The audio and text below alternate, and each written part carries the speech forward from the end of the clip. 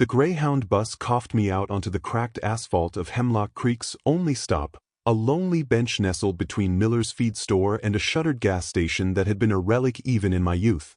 The air was different here. It was the first thing I noticed, a palpable shift from the city's constant exhaust and sewage hum to something cleaner, colder, and freighted with the scent of decaying leaves and distant wood smoke. It was a smell that bypassed my conscious mind and went straight to a primal part of my brain, unlocking a vault of memories I had deliberately sealed shut years ago. I was back, not out of any fondness, but because a dying aunt's estate required a signature, and I was the only one left who could provide it. A weekend, I told myself. I'd booked a room at the Creekside Motel, a place that promised wireless internet and cable TV in bold letters on its sign, promises I deeply suspected were lies. The town itself was a photograph that had faded in the sun. Every storefront on Main Street was familiar, yet worn thinner, like a page read too many times. The paint was a little more peeled, the sidewalks a little more heaved by the stubborn roots of the ancient oaks that canopied the road. It was a place preserved in a kind of gentle amber, and the thought of being trapped here, even for 48 hours, sent a low thrum of anxiety through my veins. I'd fought so hard to get away, to build a life where the biggest concerns were quarterly reports and my upstairs neighbor's taste in midnight techno, not the price of hay or the slow, inevitable decay of a community built on traditions no one remembered the origins of. Hemlock Creek didn't just feel small. It felt finite, a pocket universe with its own heavy gravity, and I could feel it pulling at me, trying to settle the urban jitters out of my posture and return me to the slow, plodding gait of a local. And of course, it was October. The final days of the month clung to the town like a chill mist. Every porch, every picket fence, was adorned with the pathetic, earnest attempts at spookiness that defined a Hemlock Creek Halloween, lumpy, hand-carved jack-o'-lanterns already collapsing in on themselves, their grins sagging into grimaces of rot, cardboard skeletons dangling from porch swings, their movements less menacing and more like the feeble twitching of a stranded insect. Fake cobwebs, stretched thin across bushes, collecting real dew and dead leaves. It was all so quaint, so harmless. But beneath the kitsch, I could feel the old pulse of the place, the reason we all used to feel a genuine thrill of fear once the sun went down. It was the fear of the land itself, of the deep, crowding woods that pressed in on all sides, of the fields that grew tall and hid things, of the long, dark silence that fell after the last television was clicked off. This wasn't a fear manufactured in a haunted house. It was bred in the bone, a legacy passed down from the first settlers who must have looked at these deep woods and felt a profound, soul-chilling isolation. My cab driver, a man with a face like a dried riverbed, grunted when I gave him the motel's name. "Here for the festivities?" he asked, his voice a gravelly monotone. I told him I was just on business. He nodded, as if that confirmed something. "Shame. Miller's Field is supposed to be something else this year. My boy says the corn's grown higher than he's ever seen it. Like a proper maze." The name Miller's Field landed in the pit of my stomach with a cold, heavy weight. Old Man Miller's pumpkin field.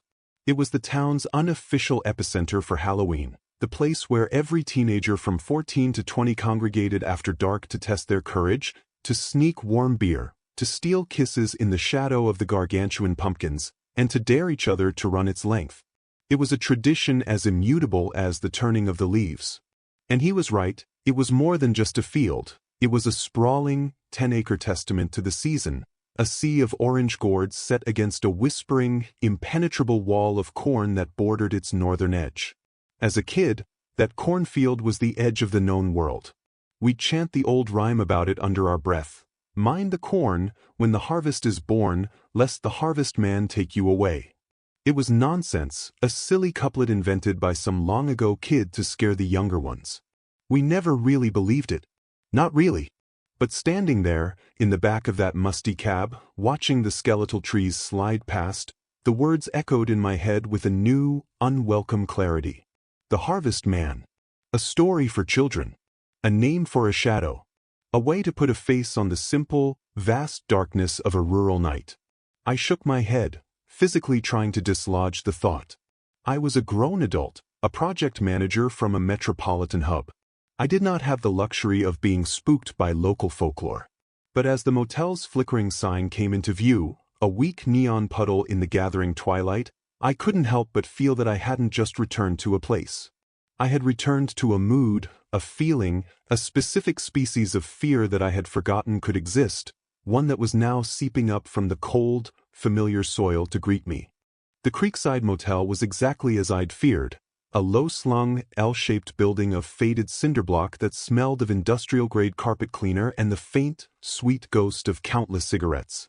The wireless internet was, as suspected, a myth, and the cable TV offered only a handful of channels shimmering with static, as if broadcasting from the bottom of a well.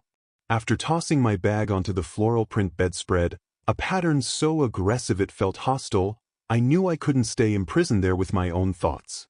The silence of the room was a physical presence, thick and expectant, and the memory of the cab driver's words, "The corn's grown higher than he's ever seen it," echoed in the quiet. I needed a distraction, a tether to the mundane. I needed to see a friendly face. Pulling out my phone, I was relieved to find I still had a bar of service, a fragile lifeline to the world I'd left behind. I sent a text to Sarah, a simple, "In town for a day. You around?" The response was almost immediate, a flurry of excited emojis and an invitation to meet at the Hollow Log, the only bar in town that pretended to be a pub. Walking into the Hollow Log was like stepping through a temporal rift. The same dark, scarred wood paneling, the same sticky floors, the same faint odor of spilled beer and fried food that had seeped into the very foundations. The only thing that had changed was the clientele. The faces were older, more lined, their laughter a little more weary, but the essential energy of the place was unchanged. It was a sanctuary against the encroaching dark outside.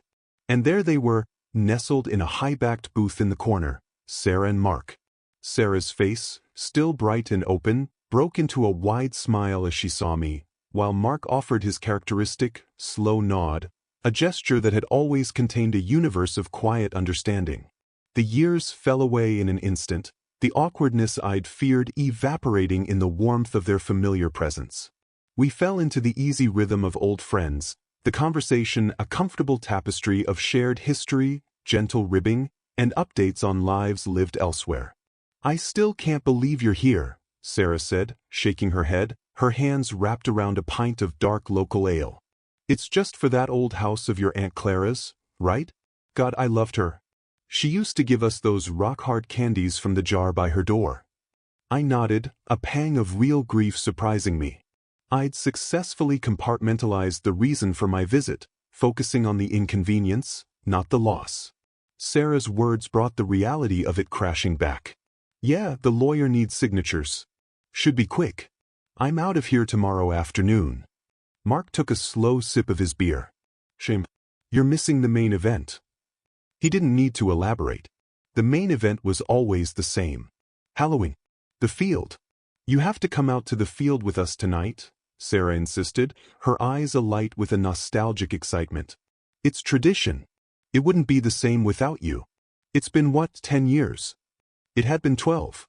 I opened my mouth to offer an excuse, the travel fatigue, the motel, the early meeting with the lawyer, but the words died in my throat. The part of me that was still a 16-year-old kid, the part that remembered the thrilling terror of a stolen kiss in the shadow of a hay bale, the part that recalled the electric charge of running through the dark rows of corn, that part was intrigued. It was a chance to reclaim a piece of my past, to overwrite the somber reason for my visit with a night of simple, nostalgic fun. "I don't know," I hedged.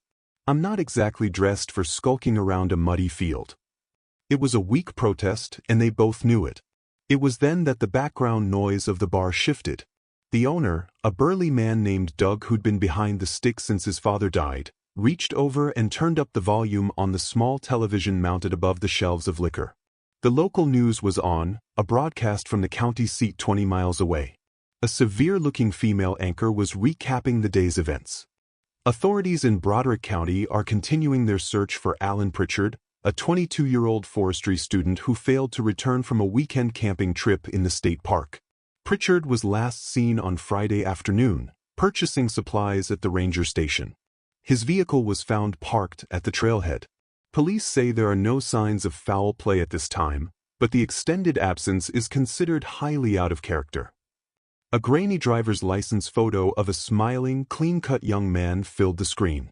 There was a collective, subdued murmur through the bar, a shared moment of concern for a neighboring community. Mark grunted, drawing our attention back to the table. "That's the second one this season," he said, his voice low. "Remember that girl from over in Millersburg? The one who vanished after a bonfire party a month back?" Sarah waved a dismissive hand, though her eyes held a flicker of unease. "Oh, don't start with that, Mark. Kids are always running off. They get stir-crazy out here. They go to the city, or they follow some band on the road. It's what we all wanted to do, remember?" She looked at me for confirmation. I nodded slowly. She was right. The desire to escape this quiet, smothering place was a fundamental part of our shared adolescence. It was a perfectly logical explanation. A forestry student gets lost in the woods. A restless girl leaves a dead-end town. These things happened. They were tragedies, but they were mundane, explainable. They belonged to the world of missing person reports and parental pleas on the news, a world that felt distant from the warm, familiar confines of the hollow log. It was a world away from our little town, with its silly traditions and its pumpkin field. We dismissed it as one dismisses a story from a far-off war, with a sympathetic shake of the head before returning to the immediate concerns of our own lives. The missing were someone else's problem, in someone else's county. We had our own night ahead of us. The decision, it seemed, had been made for me. The pull of nostalgia, the weight of tradition, and the simple desire to feel 17 again for just one night were forces stronger than my adult reservations. I was going to the pumpkin field. The decision made, a strange energy crackled between the three of us, a current of adolescent anticipation that felt both foreign and familiar in my adult bones. We left the warm, yeasty confines of the hollow log and stepped out into a night that had grown profoundly black. The town, sparse with its streetlights, seemed to have been swallowed by the expanse of the sky, a velvet canopy pierced by a breathtaking spray of cold, distant stars you could never see in the city. The air was sharp with the smell of frost-killed vegetation and wood smoke, a clean, ancient scent that felt like the very breath of the season. Mark drove, his old pickup truck rumbling with a complaint that was itself a memory, its heater fighting a losing battle against the chill that seeped through the thin metal of the doors. We traveled down roads I hadn't seen in over a decade, the headlights carving a tunnel through the absolute darkness, illuminating the skeletal forms of trees that crowded the edges like silent witnesses. Long before we saw the field, we felt its presence. It started as a low hum, a vibration in the air that grew into a cacophony of scattered shouts, laughter, and the thumping bass line of music from a dozen different car stereos, all competing in a discordant symphony. Then we saw the light. It wasn't the clear, electric glow of streetlights, but a wild, flickering orange luminescence that pulsed and danced against the low-hanging clouds. As we crested a small hill, the field unfolded below us, and the sheer scale of it stole the breath from my lungs. Old Man Miller's pumpkin field was a living, breathing entity under the Halloween sky. It was vast, a 10-acre tapestry of deep shadow and fiery highlights. Hundreds, perhaps thousands, of pumpkins lay scattered across the dark earth, their carved faces glowing from within by flickering tea lights and cheap LED candles, a legion of leering, winking, and scowling sentinels. Beyond them, standing like a great, dark wall, was the corn. Mark hadn't been exaggerating. It was monstrously high, a solid phalanx of dried stalks that stood easily 9 or 10 feet tall, their tasseled tops whispering secrets to each other in the faint, cold breeze. It was a maze, a fortress of agriculture, and its border was the definitive line between the chaotic, man-made festival and the ancient, waiting wilderness. Mark parked the truck in a makeshift field-turn parking lot, already crowded with a hodgepodge of vehicles, their windows fogged, their radios blaring. The moment I opened the door, the sound and the smell hit me like a physical wave. The music was a tangled knot of competing rhythms, from thumping hip-hop to twangy country, all underscored by the shrieks and yells of maybe 100 or more people. The air was thick with the scent of damp earth, crushed pumpkin guts, the sweet rotten perfume of fermented corn, and the acrid tang of cheap beer spilled onto soil. It was a riot of sensation, a sensory overload that was at once exhilarating and deeply disorienting. We waded into the crowd, a sea of anonymized figures. Cheap plastic masks of horror movie villains grinned with fixed, hollow-eyed stares. Faces were smeared with garish face paint, transforming friends into strangers, into ghouls and ghosts and zombies. In the erratic, strobing light from the jack-o'-lanterns and car headlights, it was impossible to make out fine details. A person was a silhouette, a costume, a fleeting impression.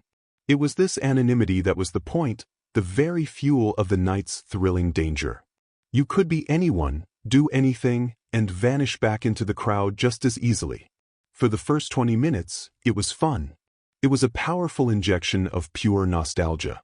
We navigated through the throng, Sarah linking her arm with mine, pointing out people she recognized from their gaits or their laughs, a difficult game of identification in the costumed chaos. We passed a group gathered around a bonfire contained in a rusted oil drum, their features shifting and twisting in the firelight.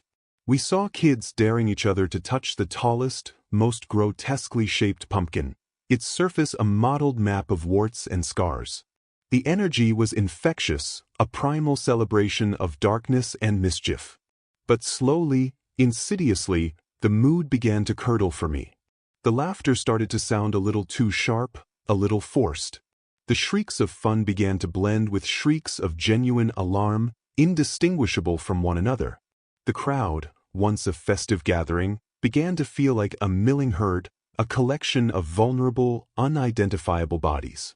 The very anonymity that was so liberating began to feel threatening. How could you know who was a friend and who was a stranger? How could you tell a playful grab from a malicious one? My city-honed instincts for reading a room, for assessing threats, were utterly useless here. This was a different kind of jungle, one without rules. And that's when I saw him. My eyes, scanning the periphery, drawn to the darker edges of the celebration, caught on a figure standing at the precise point where the pumpkin field ended and the wall of corn began. It was a scarecrow. He was tall, unnaturally so, perhaps on stilts hidden under his baggy, burlap-covered pants. His clothes were ragged, patched-over farmer's overalls and a thick, dark jacket, all stained with what I hoped was dirt. His hands were covered by rough, oversized gloves. But it was the head that held my gaze. It was a burlap sack, pulled tight and featureless save for the crudely stitched face, 2 black triangles for eyes, a vertical slit for a nose, and a wide, grinning mouth pulled into a permanent, rictus smile with thick black thread. It was a simple, almost childish design, but in this context, under the flickering hell light of the pumpkins, it was profoundly unsettling. He wasn't moving, not a twitch. While everyone else in the field was in constant, chaotic motion, he was a statue, a fixed point in the swirling madness. He just stood there, facing the crowd, his stitched eyes seeming to take in everything, his smile a silent, mocking commentary on the festivities. I nudged Mark, gesturing with my chin. "Who's the dedicated scarecrow?" Mark squinted, following my gaze. He shrugged. "Dunno. Pretty good, though. Creepy. He's been there every year I've come. Part of the scenery, I guess." Part of the scenery. The words should have been comforting, but they weren't. Because as I watched, a group of rowdy teens ran past him, shouting, one of them accidentally bumping into his stationary form. The scarecrow didn't react, didn't stumble, didn't turn his head. He absorbed the impact like a stone absorbs a wave. He wasn't just part of the scenery. He was a watcher. And in the carnival of shadows, I had the distinct, chilling feeling that I was the one being watched. The initial thrill of the field was rapidly metastasizing into a low, humming anxiety that settled in the base of my skull. The scarecrow's stationary form became a focal point for my unease, a dark lodestone that my eyes were irresistibly drawn to every few moments. He never moved. He was a constant, a silent sentinel at the edge of the wild, and his very permanence in the midst of such chaos felt like a violation of natural law. Sarah and Mark, however, were sinking deeper into the night's revelry, their inhibitions loosened by the flasks they'd smuggled in and the infectious, mindless energy of the crowd. They were laughing at things that weren't funny, shouting greetings to masked figures who didn't respond, becoming part of the anonymous tapestry themselves. I felt a growing distance open up between us, not of space, but of perception. They saw a party, I was beginning to see a hunting ground. The catalyst came in the form of a surging, spontaneous wave of movement. A roar went up from the center of the field, and suddenly the crowd was a single organism, pulsing and shifting as a massive, burning effigy. A wicker man stuffed with dead leaves and branches was hoisted aloft near the cornfield's edge. It was a tradition I'd forgotten, a pagan-looking spectacle that was more college fraternity prank than ancient rite, but the effect was electric. The mob surged toward the flames, a tide of bodies carrying Sarah and Mark with it. I tried to hold on, my fingers clutching at the rough fabric of Mark's jacket, but the pressure was too great. A jostling elbow caught me hard in the ribs and my grip broke. In an instant, they were swallowed by the undulating mass of costumed figures, their names lost in the roar of the fire and the crowd. "Sarah! Mark!" I yelled, but my voice was a pathetic, thin reed against the wall of sound. I was spun around, disoriented, my sense of direction scrambled by the flickering, uneven light and the press of strangers. When the wave finally passed, I found myself standing alone in a part of the field I didn't recognize. The thunderous noise of the bonfire and its attendant mob was now a distant, muffled roar. Here, the pumpkins were sparser, their carved faces older, their candles guttering out, leaving pools of deep shadow between them. The air was colder, and the festive music from the cars was just a faint, thumping echo, like a heartbeat heard through water. I was near the corn. I could smell it, a dry, dusty, slightly sweet scent of decay. I could hear the gentle, papery rustle of its leaves. I turned, trying to get my bearings, to spot the familiar glow of the parking lot or the silhouette of the main barn. That's when I saw him again. The scarecrow. He was no longer at the edge. He was in the field, standing maybe 50 feet away between two massive, misshapen pumpkins, his burlap head turned directly toward me. The distance between us had been halved. A cold jolt, pure and undiluted, shot down my spine. This was no coincidence. The surge of the crowd, my isolation, it felt orchestrated. A primal part of my brain, the part that doesn't reason, only reacts, screamed a single, silent command. Move. I started walking, not with purpose, but with a forced casualness, angling away from him, back toward the distant sounds of the crowd. I kept my head down, pretending to be fascinated by the ground, but my peripheral vision was a hyper-aware, panicked scan of my surroundings. I counted my steps. 10, 20. I risked a glance over my shoulder. He was moving, not with the lurching gait of someone on stilts I'd imagined, but with a smooth, horrifically steady walk. He was keeping pace, maintaining the exact same distance. His arms hung loosely at his sides, those rough gloves looking like clumsy paws. His stitched smile was fixed in my direction. I stopped dead. He stopped a half-second later, as if connected to me by an invisible thread. This wasn't my imagination. This wasn't a drunk kid playing a prank. The precision of it, the silence, the predatory patience, it was all wrong. I abandoned all pretense and broke into a run.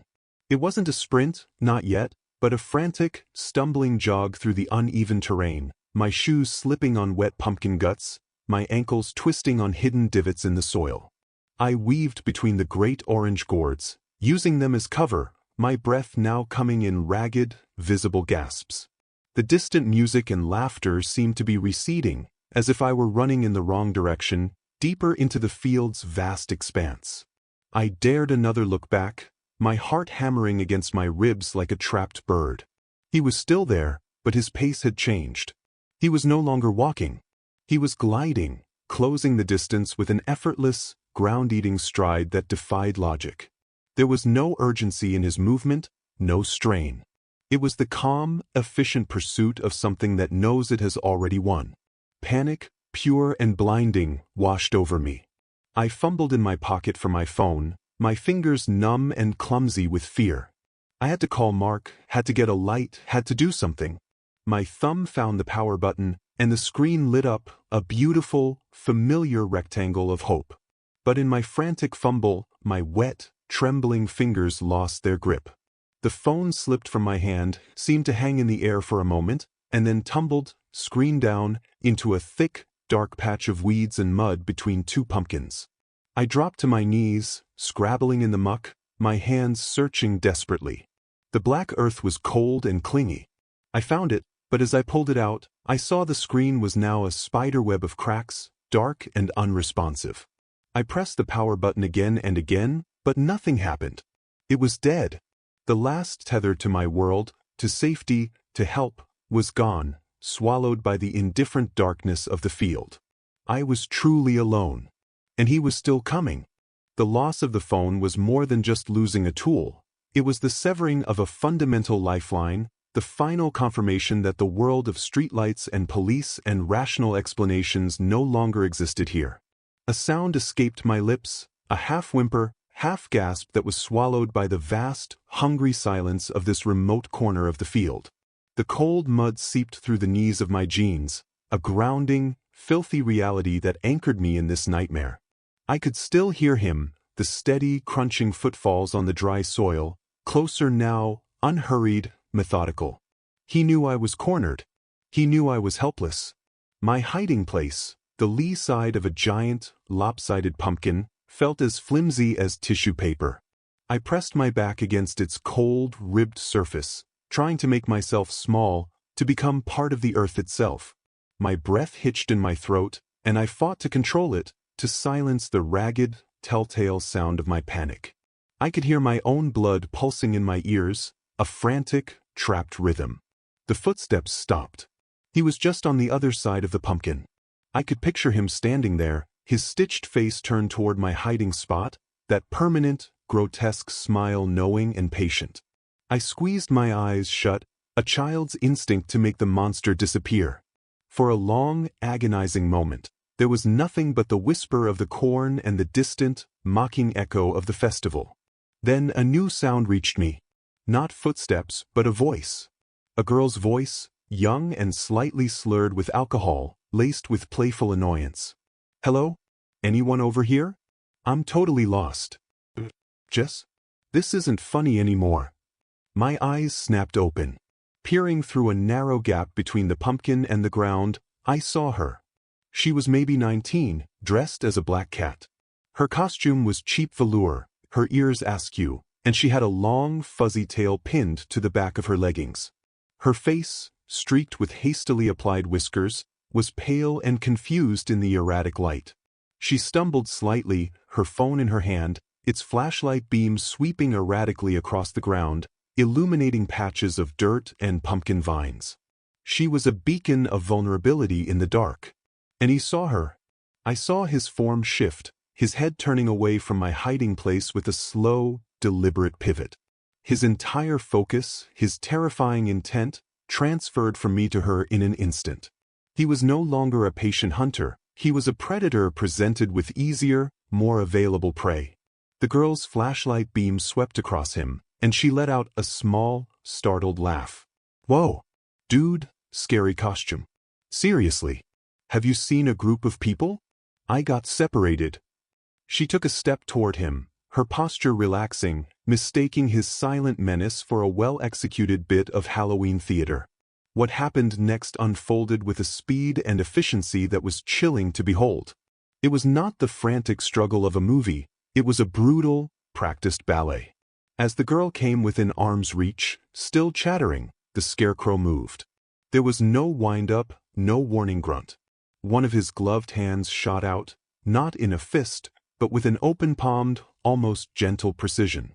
It clamped over her mouth and nose, stifling her next words into a muffled, startled squeak. Simultaneously, his other arm wrapped around her torso, pinning her arms to her sides. In his glove, I saw a flash of white cloth, a small pad that had been concealed in his palm. Chloroform? Some other chemical? The thought was a cold spike of horror. This wasn't an impulse. This was a system. The girl's body, which had been tensed for a second, went completely limp. There was no dramatic fight, no prolonged struggle. One moment she was a living, breathing person, the next she was a doll. Her phone fell to the ground, its light casting an upward glow that grotesquely illuminated the scarecrow's burlap face from below, making the stitched smile seem to twitch and leer. He didn't stagger under her weight. He adjusted his grip with an effortless, powerful strength, hoisting her over his shoulder as if she weighed no more than a sack of grain. He stood there for a moment, a monstrous silhouette with his captured prize, his head turning slowly as he scanned the darkness. I held my breath, praying he had forgotten me, praying he would be satisfied. His gaze swept over my hiding place, and for a heart-stopping second, I thought the black, triangular eyes met mine through the gap in the vines. But then he turned, and with that same, unnaturally smooth and silent stride, he walked directly into the wall of corn. The stalks parted before him with a soft, rustling sigh, and then swallowed him whole. The girl was gone. The field where she had stood was empty, save for the forgotten phone, its light still shining forlornly on the trampled earth. I remained frozen, my mind refusing to process what my eyes had just witnessed. This was not a kidnapping for ransom, not a crime of passion. It was harvesting. The legend of the Harvest Man wasn't a story about a spirit that collected souls. It was a sanitized, folkloric warning about a man who collected people. And I had just seen him work. The festive terror of Halloween was gone, replaced by a cold, bottomless dread. This was real. And I was the only one who knew. Time lost all meaning. I didn't know if I had been crouched behind that pumpkin for 10 seconds or 10 minutes. The image was seared onto the back of my eyelids. The efficient grab, the sudden limpness, the silent disappearance into the corn. The field, once a place of nostalgic thrill, was now a crime scene of vast, horrifying proportions, and the air itself felt contaminated, heavy with the residue of the atrocity I had just witnessed. My muscles, locked in a rigor of terror, finally screamed in protest, and I slumped forward, my hands pressing into the cold mud. I had to move. The logical part of my brain, a tiny, frantic voice in the storm of my panic, told me he might come back. He had a prize, but he knew there was a witness. I was a loose end. Pushing myself up on trembling legs, I felt a wave of dizziness so profound I had to brace myself against the pumpkin to keep from falling.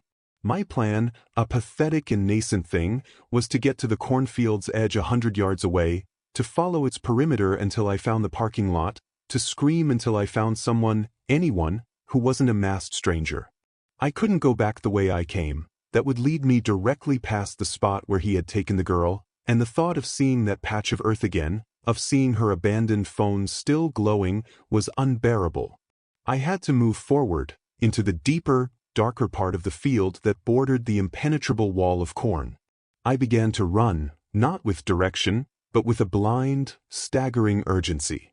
I was a rabbit bolting from a hawk, all instinct and no thought. My feet slipped and skidded, my breath sobbing in my throat.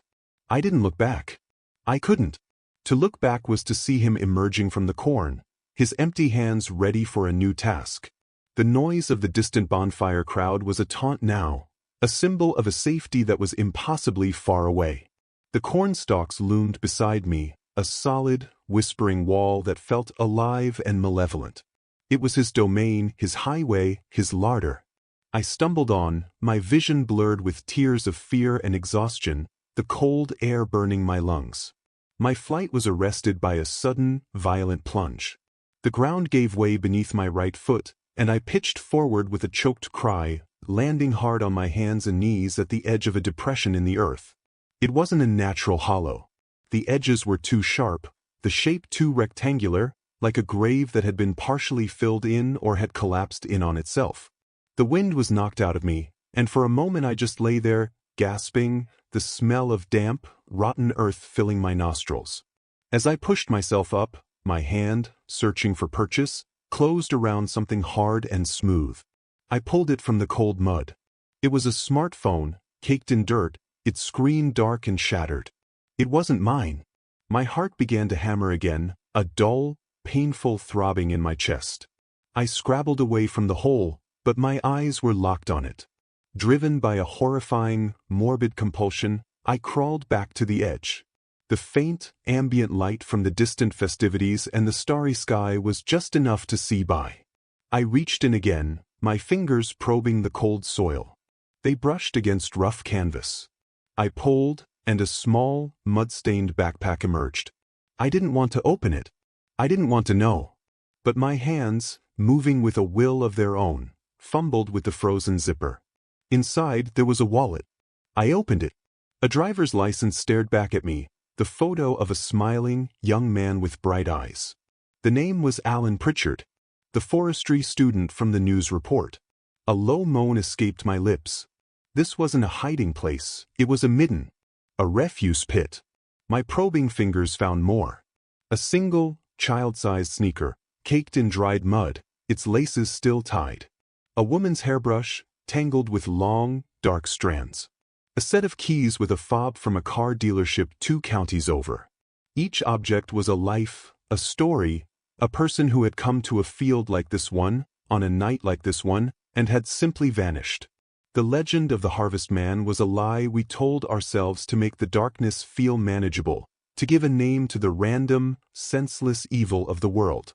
But there was nothing random about this. This was a collection, a systematic culling. The pit was his trophy case, not of body parts, but of identities, of the mundane, heartbreaking detritus of lives interrupted. He didn't keep these things for sentiment. He kept them because they were evidence to be disposed of later, or perhaps because they were part of some unspeakable ritual I couldn't begin to comprehend. The truth was far worse than any ghost story. The monster wasn't a specter that haunted the corn.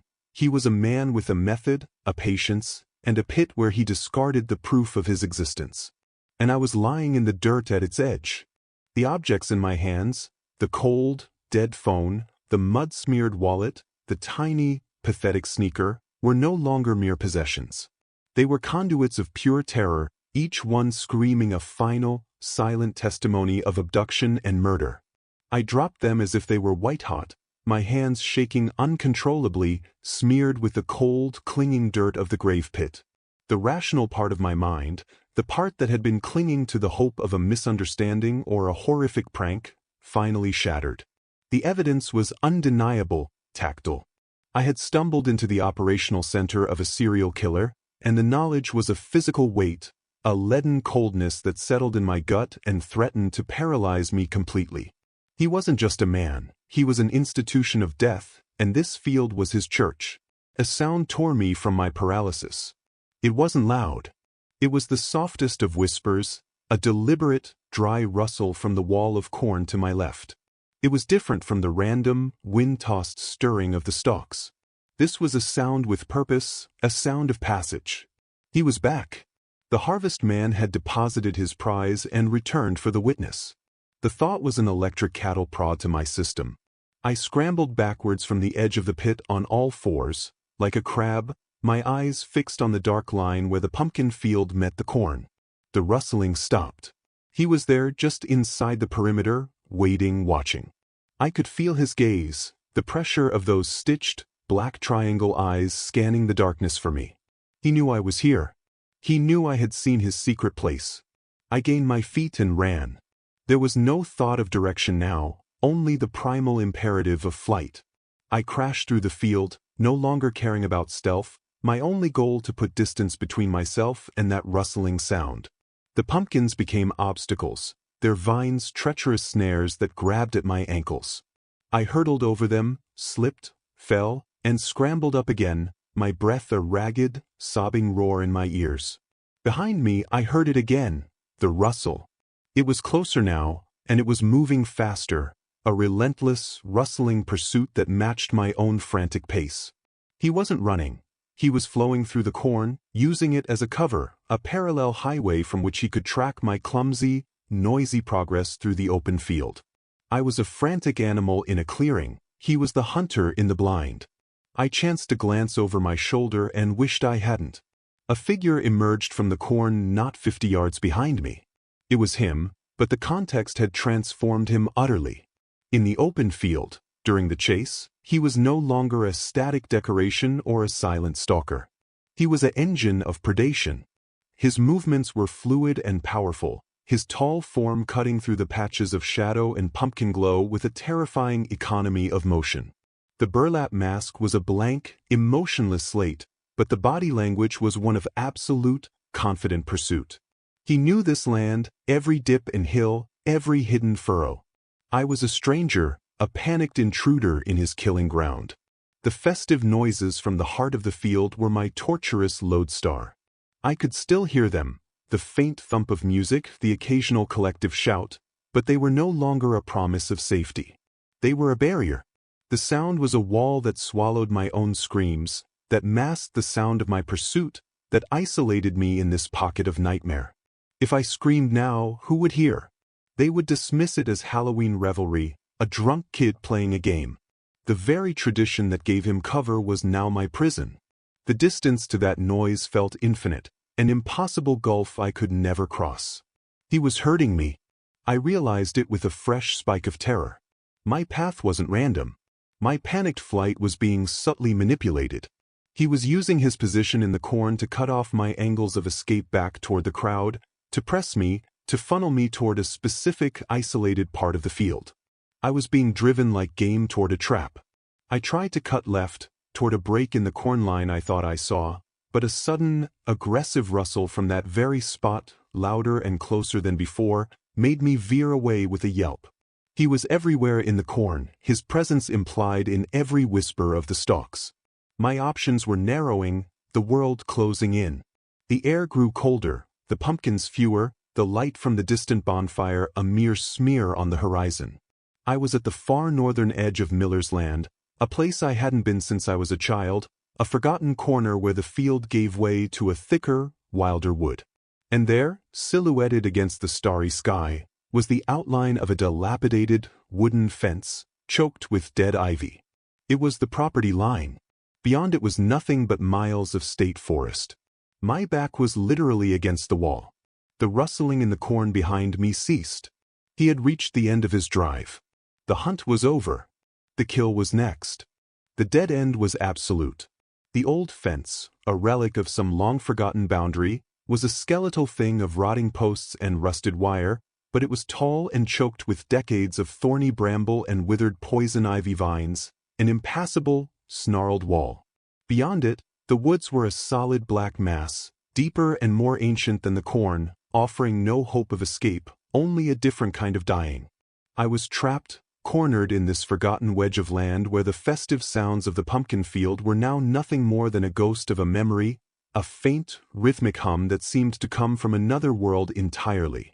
My lungs burned, each breath a ragged, fire-torn gasp that did little to feed my oxygen-starved blood. My legs trembled violently, threatening to buckle and deposit me into the dirt at any second. This was it. This was the place he had been driving me toward, a slaughtering pen far from prying eyes. The rustling from the corn had stopped. The silence that followed was more terrifying than the pursuit. It was a listening silence, a predatory patience. He was there, just inside the tree line of stalks, allowing the fear to do its work, to soften me up, to break my spirit before he even laid a glove on me. I turned, my back pressing against the rough, unforgiving wood of the fence post, forcing myself to face the direction I had been fleeing from. The field before me was a patchwork of deep indigo shadows and the sickly orange glow of a few scattered, dying jack-o'-lanterns. The corn was a solid black wall, its details lost in the gloom. I could see nothing, but I could feel him. The air itself felt charged, thick with his malevolent intent. Then he emerged. Not with a rush, but with a slow, deliberate step out of the corn. He was a stark, towering silhouette against the lighter darkness of the field, his form seeming to absorb the scant light around him. He stopped about 20 feet away, his burlap head tilted, the stitched smile a black gash in the fabric. He was just looking, assessing. There was no haste in him, no anger, no emotion at all. I was a task to be completed, a problem to be solved with quiet, efficient finality. My mind, which had been a screaming static of panic, suddenly became preternaturally clear. This was the end of the line. There were no more tricks, no more places to run. The options were stark and simple: die cowering or die fighting. A cold, strange calm descended over me, the calm of absolute resignation and the last, desperate spark of the will to survive.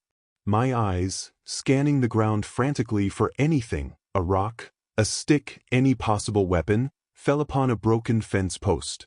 It was a section of wood about the length of my forearm, splintered and rotten, but one end was thick and heavy, sheared off at a sharp, jagged angle. It wasn't a sword.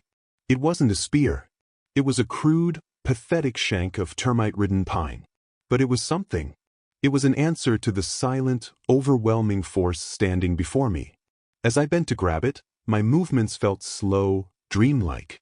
The wood was damp and gritty in my hand, its weight a comforting solidity. I straightened up, holding it like a clumsy dagger, my arm trembling not from fear now, but from a surge of adrenalized resolve. The scarecrow saw the movement. His head straightened, the tilt vanishing.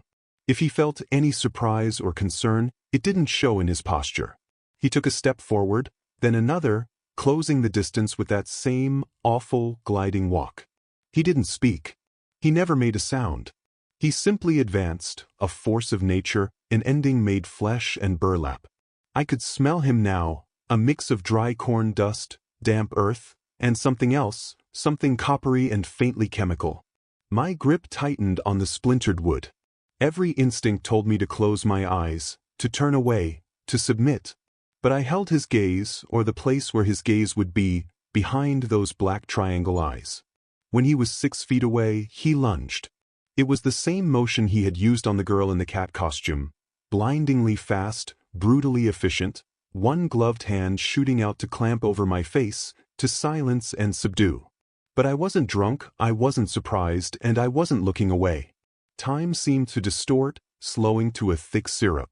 I saw the gloved hand coming, saw the faint bulge of the cloth pad in the palm. I didn't try to block it. Instead, I let my body drop slightly, falling forward into the lunge, putting all my weight, all my fear, all my revulsion, into a single, upward thrust of the jagged fence post. I wasn't aiming to kill. I was aiming to stop. To hurt. To survive. The impact was a sickening, wet thud that traveled up my arm and into my teeth. It was a sound that belonged in a butcher's shop, not out here in the cold night air. There was a grunt, a short, sharp, human exhalation of shock and pain. The scarecrow staggered back, his lunge aborted. The glove that had been meant for my face flew to his lower torso, just above his hip, where the sharpened end of the wood was now buried. I let go of the post, my hand feeling hot and numb. He took another stumbling step back, a low, guttural moan escaping from behind the burlap mask. He wasn't an invincible specter anymore. He was a wounded man, and I was the one who had wounded him. For a moment, there was only the sound of his ragged, pained breathing and the frantic thumping of my own heart, a discordant drumbeat in the sudden stillness. The scarecrow was bent double, one hand clamped tightly around the protruding end of the fence post, the other braced on his knee. The low, animal sounds of agony coming from behind the mask were a shocking contrast to his former, silent menace. He was just a man. A hurt, vulnerable man. The sight of him hunched over, wounded by a piece of his own territory, broke the spell of supernatural terror he had woven. The monster was flesh and blood was now seeping through the fingers of his glove, a dark, glistening stain on the rough fabric. The adrenaline that had granted me that one clear moment of violent action drained from my body all at once, leaving me hollow and trembling. A scream finally tore itself from my throat, but it wasn't a scream of fear anymore. It was a raw, primal shriek of release, of witnessed horror, of self-preservation. It was a sound that ripped through the quiet corner of the field, a blade of pure, human distress cutting through the Halloween ambience. I screamed again and again, my voice hoarse and breaking, each cry a desperate signal flare launched into the night. Help! Someone, please help me! The response wasn't immediate. For a few heartbeats, there was nothing but my own echoes and the scarecrow's pained groans. Then, a flicker of light appeared in the distance, bobbing between the pumpkins. Then another. Shouts, confused and questioning, began to filter through the darkness. Did you hear that? Over there by the old fence. Figures began to emerge from the gloom, their costumes now looking silly and out of place in the face of real trauma. They were just kids, their faces pale and bewildered in the light of their phone screens, their festive mood shattered by the scene before them. A trembling, mud-caked woman backed against a fence, and a tall, scarecrow-like figure grievously wounded and groaning on the ground. One of them, a boy dressed as a pirate, took a brave step forward. "Holy shit! Are you okay? What happened?" His voice was young, shaky. I couldn't form words. I could only point a trembling finger at the writhing form on the ground. The small crowd of teens gathered, forming a hesitant, wide circle around us, their phone lights converging on the scarecrow like spotlights on a stage. The scene was illuminated in a stark, clinical white glow, banishing the ominous shadows that had once concealed him. It was another kid, a girl with the courage of morbid curiosity, who moved closer to the fallen figure. "Mister? Hey, mister. Are you?" she began, then stopped as she got a better look. The scarecrow, weakened and focused on his pain, made a feeble attempt to push himself away from her, his movement causing the burlap mask to twist and slip. With a sudden, decisive motion, the girl reached out and grabbed the corner of the sackcloth. "What are you?" she muttered and pulled. The mask came away in her hand. There was a collective, sharp intake of breath from the gathered crowd. The face revealed was utterly, terrifyingly ordinary. It was a man in his late 40s, maybe early 50s, with thinning, mousy brown hair stuck to a sweaty forehead. His features were plain, unremarkable, the kind of face you would pass in the grocery store and forget an instant later. His eyes, squinted in pain, were a pale, watery blue. He had a weak chin and a nose that was slightly too large for his face. There was no madness in his expression, only a profound human agony and a shocking mundanity. It was a face that belonged to a man who fixed your sink, who bagged your groceries, who quietly attended town meetings. It was the face of the quiet, unassuming mechanic from the next town over, the one who always donated a free oil change to the church raffle every autumn. The banality of it was the final, most profound horror. Someone in the crowd recognized him. That's Mr. Evans. From the garage on Route 9. The name was whispered, then repeated, a contagion of disbelief spreading through the group. The legend of the Harvest Man was dead, replaced by the chilling reality of David Evans, a man who had lived among them, smiled at them, and served them, all while using their most cherished local tradition as his personal abattoir. The next few minutes were a blur of increasing chaos. More people arrived, drawn by the commotion. Someone, finally, had the presence of mind to call the police. The first siren wailed in the distance, a beautiful, piercing sound of institutional order responding to the primal chaos I had unleashed.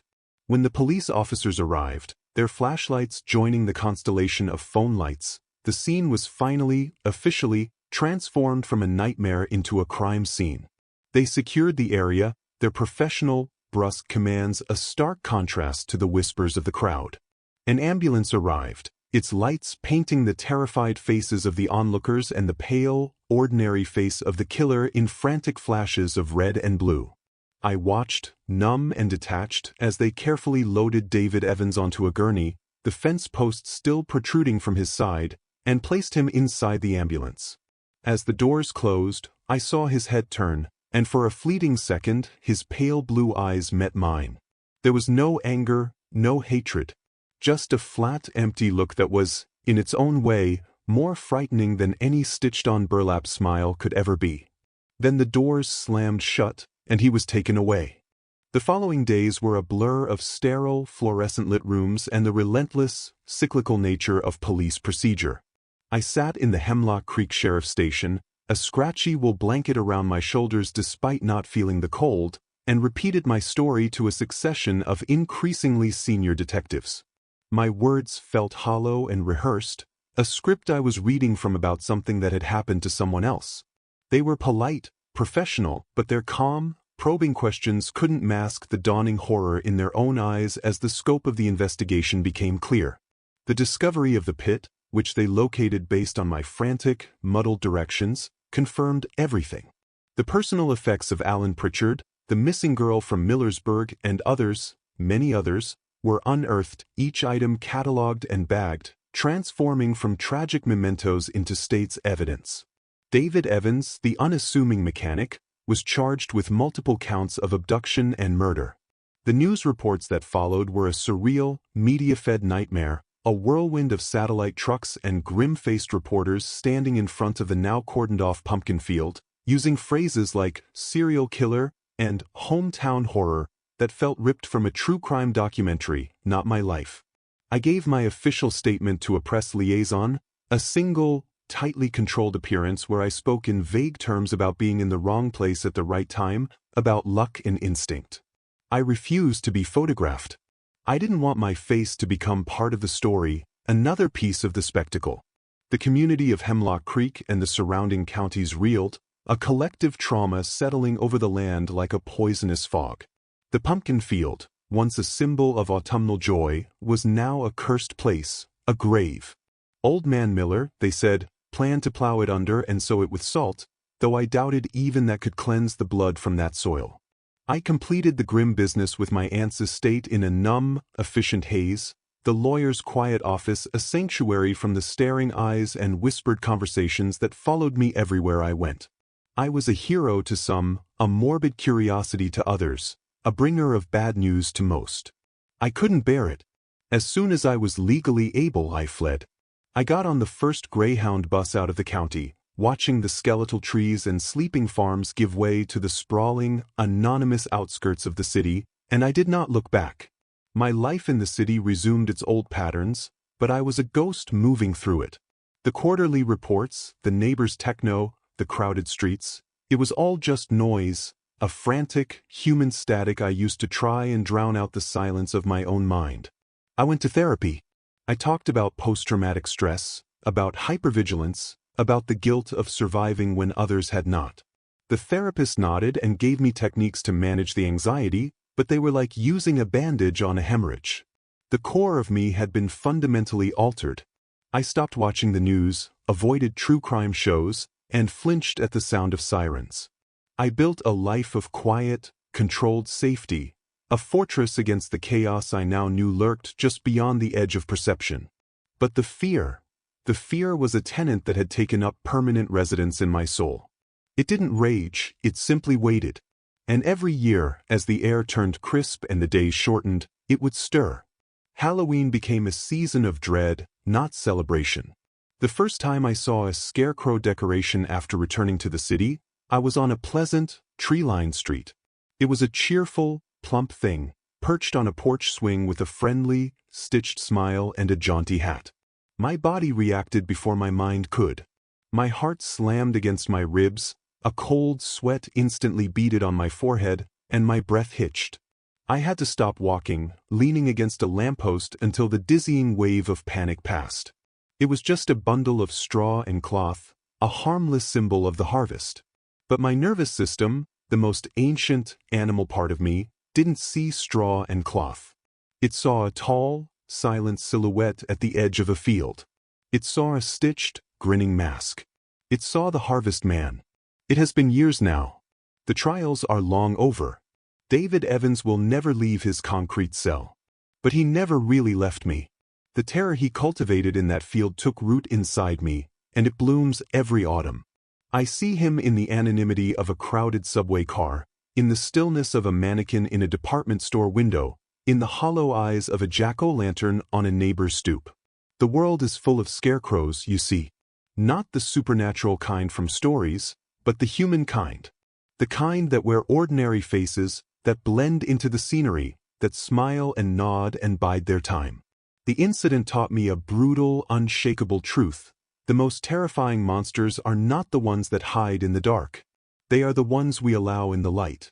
They are the people who walk among us, their true faces hidden behind a mask of normalcy, waiting for the right moment, the right night, to show you what they harvest. And because of that, a part of me will always be in that field, back against the fence, forever staring into the dark, knowing what walks there.